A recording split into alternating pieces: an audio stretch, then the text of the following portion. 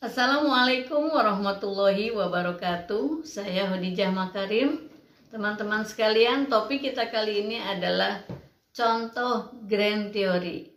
Pada episode terdahulu saya sudah sampaikan apa bedanya grand theory, middle theory, dan micro theory. Nah, pada kesempatan ini saya akan berikan contoh-contoh dari ketiga teori tersebut.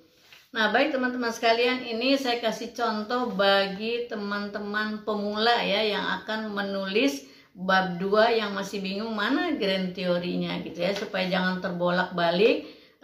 Kita lihat sekarang, saya buatkan contoh yang sederhana ya supaya bisa diserap dan mudah dimengerti. Nah, di bab 2 itu harus ada ketiga-tiganya. Ada grandnya, ada middle-nya, ada micro. Micro itu bisa juga disebut applied theory ya, yang dapat diaplikasikan. Nah, grand theory itu harus ada karena itu merupakan dasar ya, dasar pemikiran, filsafat, konsep-konsep yang harus ada di dalam bab 2 itu. Ini berkaitan dengan program studi dari teman-teman sendiri. Jadi harus memahami bahwa dari awal konsep dasar dari program studi yang ditekuni teman-teman itu filsafatnya apa itu harus paham. Jadi kita tahu nanti apa yang harus ada di dalam bab 2 di bagian awal. Kemudian kalau misalnya middle theory itu adalah digunakan untuk merumuskan hipotesis. Jadi nanti cari yang middle-nya seperti apa. Nah, sedangkan yang aplikatif, yang applied atau micro theory adalah mendukung middle. Jadi antara grand dengan micro itu di tengah-tengah harus ada teori yang menyambungkan dari yang tadi masih berupa konsep dengan sesuatu yang akan kita jadikan fokus penelitian kita ya. Nah, baik teman-teman sekalian, contoh yang sederhana misalnya ketika akan membuat mencari atau menulis teori kebutuhan misalnya. Carilah teori kebutuhan yang paling terkenal. Contohnya saja misalnya ya. Contoh nih ya, misalnya teori kebutuhan menurut Abraham Maslow misalnya. Itu dari segi psikologis. Mungkin teman-teman bisa menemukannya dari teori yang lain. Kemudian contoh yang berikutnya, misalnya tentang penelitiannya itu adalah manajemen pemasaran. Berarti grand teorinya adalah manajemen ya. Kemudian mikronya, yang applied-nya adalah pemasaran. Bagaimana middle-nya? Nah, itu tergantung apa yang akan diukur di dalam manajemen pemasaran tadi. Misalnya kebutuhannya SDM, berarti manajemen SDM ada pada applied, ada pada middle.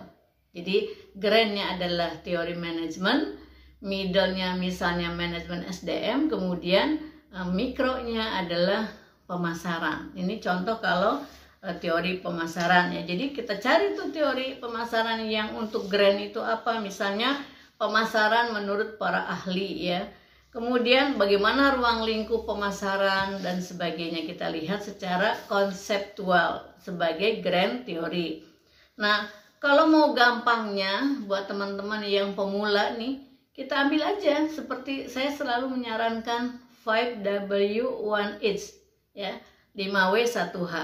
Jadi apa dan mengapa itu adalah hubungannya dengan grand theory. Karena apa dan mengapa itu mengandung filsafat ya. Jadi konsep dasar. Lalu siapa, di mana dan kapan itu adalah kaitannya dengan middle ya, middle theory. Tapi bagaimana tadi kalau konsep pemasaran ya, bagaimananya konsep pemasarannya itu ditarik menjadi sesuatu yang bisa dilaksanakan, itu how, itu berarti mikro ya, karena bisa diterapkan dan diukur. Kemudian bagaimana kita akan menerapkan middle gitu ya, selain manajemen SDM tadi. Kita lihat, karena manajemen pemasaran itu adalah proses sosial, maka kita butuh psikologi sosial. Masukkanlah itu. Karena di dalam manajemen pemasaran itu kita akan bertemu dengan individu dan kelompok, kita mungkin butuh organisasi kelompok. Kemudian Karena manajemen pemasaran itu berkaitan dengan pertukaran, maka kita perlu juga teori perubahan sosial, yaitu tentang teori pertukaran. Nah, jadi ramai ada tuh di dalam bab 2 itu ada konsep manajemen, ada SDM, kemudian ada pemasaran, dan ada teori-teori yang mendukung dan dibutuhkan di dalam mengkaji manajemen pemasaran, gitu ya.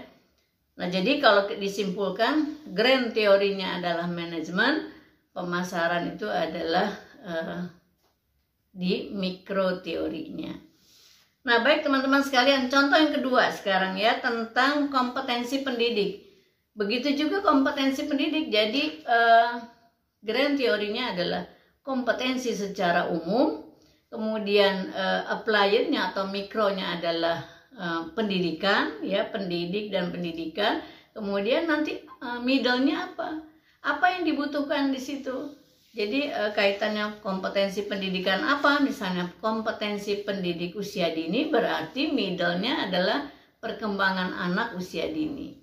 Kalau kompetensinya misalnya misalnya kompetensi perawat misalnya, berarti di middle-nya itu adalah bagaimana karakteristik perawat, kemudian ruang lingkup kajian perawat dan sebagainya, apa yang mau kita sampaikan dalam rangka hubungannya penggunaan middle itu untuk menyusun hipotesis, apa yang cocok masukkan di middle teori.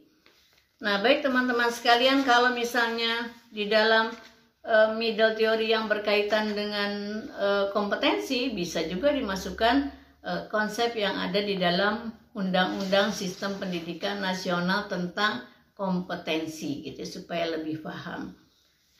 Nah, baik teman-teman sekalian, untuk contoh yang kedua ini nanti bisa juga di dalam kompetensi itu, karena kompetensi itu berkaitan dengan internal dan eksternal, itu bisa dimasukkan faktor lingkungan, kemudian motivasi intrinsik, motivasi ekstrinsik, bisa dimasukkan sebagai middle teori.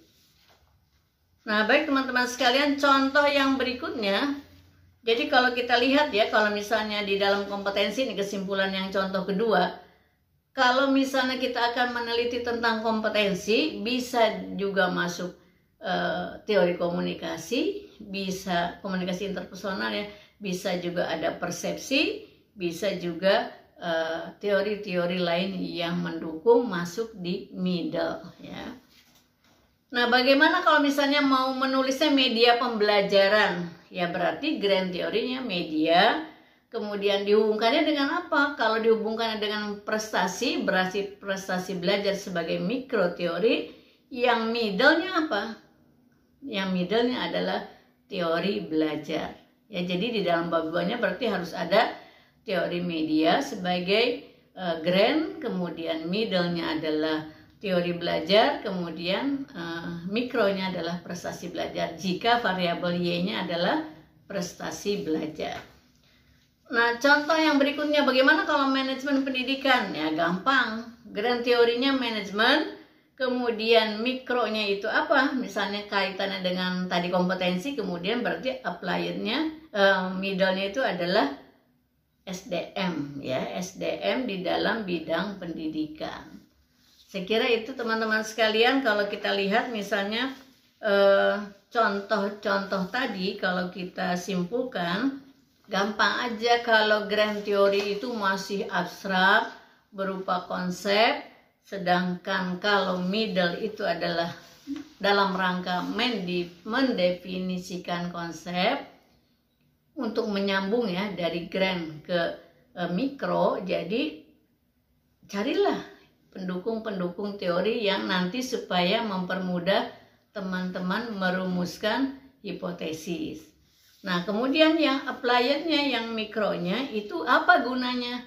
Kita harus cari teori-teori yang memungkinkan mempermudah kita melakukan proses pengukuran. Karena nanti untuk menjabarkan variabel menjadi indikator dan parameter, kita membutuhkan teori dari mikroteori, bukan dari grand teori. Bisa dipahami ya, jadi grand teori itu tidak langsung dapat kita gunakan untuk membuat pengukuran terlalu jauh karena itu hanya konsep. Tapi itu harus ada supaya paham mengarahkan apa yang akan kita teliti. Baik teman-teman sekalian, mudah-mudahan ini bisa membantu teman-teman yang pemula ya untuk menulis bab 2 sehingga nanti bab 2-nya bisa ditulis dengan benar. Terima kasih. Assalamualaikum warahmatullahi wabarakatuh.